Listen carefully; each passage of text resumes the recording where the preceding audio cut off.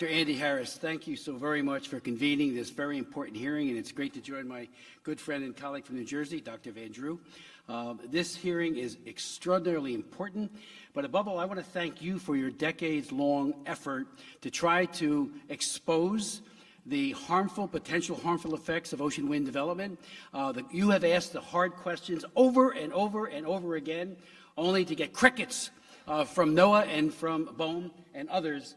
Even when you, years ago, asked about the crabs, the horseshoe crabs, which are very important with regards to medicine. Nothing. And they are put at risk, and it could lead to loss of medical interventions. And that's just one of many of the important works that you have done. You have been a true leader, and I want to thank you. And I know Jeff feels the same way. Thank you, Dr. My name is Chris Smith. I'm a congressman from the state of New Jersey. I'm currently serving in my 44th year as a member of the House. I got elected with Ronald Reagan. That's how far back it goes. And I enjoyed every single minute of it. But this kind of issue is the kind of thing where when you have panelists like you see, Jeff's done a great job on this, of course, Dr. Harris, we can make and we will make the difference in trying to expose, again, the myriad of harms that ocean wind development will impose upon each and every one of us. In just the past 2.5 months, 3 major industrial wind development companies have pulled out of their industrial wind farm projects off our Atlantic coast.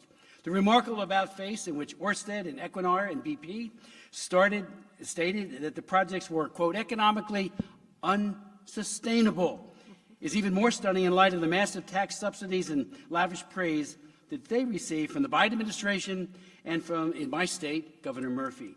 And Jeff has been on this, too, for so many years, asking the hard questions, especially of Ørsted, and again, getting very weak and very unavailing types of answers. Both the Biden and Murphy administrations refuse to even listen to the numerous warnings from local leaders, the mayors, the state senators. I know Mary Beth Carrozza is here, and she's a longtime leader, and she knows government, having worked on Capitol Hill for so long, but now as your state senator. Hard questions being raised by scientists, by activists, environmentalists, those who are in the fishing industry, so many across the board, not being listened to. The spate of tragic whale and dolphin deaths and a well-founded suspicion that the geographical surveys, including the use of sonar, may be contributing causes, have brought new light and increased scrutiny to the fast tracking of approximately 3,400 offshore wind turbines covering 2.4 million acres, all embedded into the ocean floor by pile drivers or floated off our Atlantic coast. And let's not forget, there's a 4-part process in this. The 4th part of the process, after they're put into the seabed, 20 years or less later, they're decommissioned. They're no longer going to be used. What happens to all that junk that is out there in the ocean because they don't plan on using them past a possible 20-year useful life?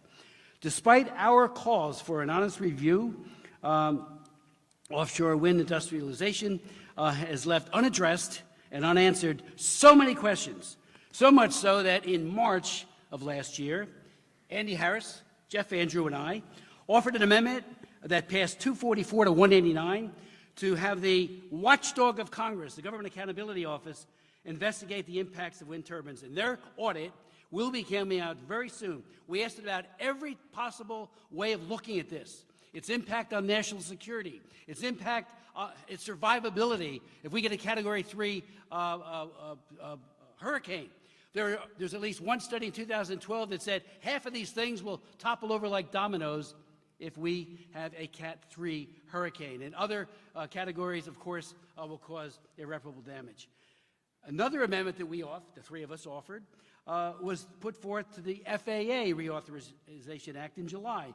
That too passed, and that requires the President or his designee to certify that offshore wind turbine projects in the North Atlantic and Mid-Atlantic areas, our areas, will, and this is the operative language of the bill, which again we authored, will not weaken, degrade, interfere with, or nullify the capability of radar relied upon by the FAA or our armed services.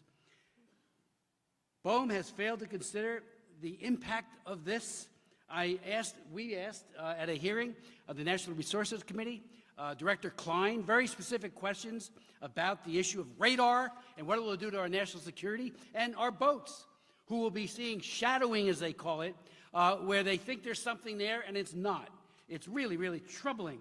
The National Academy of Sciences, Engineering, and Mathematics released a report in 2022, and I thank Megan for making us all aware of that report, entitled Wind Turbine Generator Impacts to Marine Vessel Radar. And they found that wind turbine generators, quote, this is their words just a year ago, obfuscate the marine vessel radar for radar and will cause significant interference and shadowing that suppresses the detection of small contacts.